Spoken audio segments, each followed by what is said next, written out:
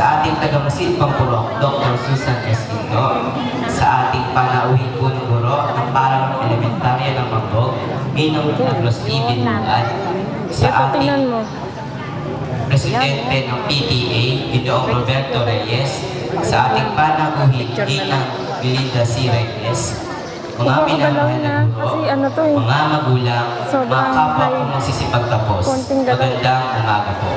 Sa araw na ito, ating tatanggapin ang tanging katibayan na siyang sagisan ng ating pagtatapos.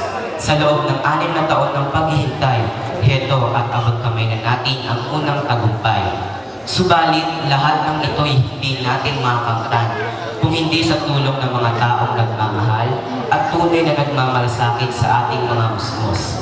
Kaya ito ang pinaka-naayong panahon upang sila mabigyang bugay at pasasalamat. Una, sa Diyos na siyang tagapaglikha, sa lahat ng biyayang ating natatanggap sa araw-araw, sa pagdinig sa bawat nating munting dasal, salamat Ama.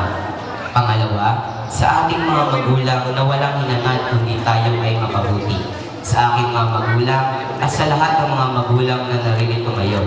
Salamat po sa loob ng 6 na taon ng pagpapasakit, pagpapagod at pagtitiis upang kami mabigyan ng magandang kinabukasan. Sa mga pangaral ninyong kay tamis upang kami lumaking mabuti at responsableng mamamayan na may malasakit sa kapwa at takot sa Diyos.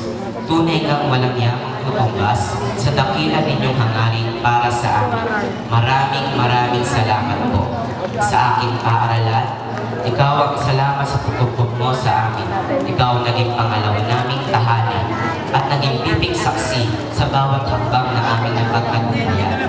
Sa aming paglisan sa iyong piling, tangan namin ang iyong mga gintong aral.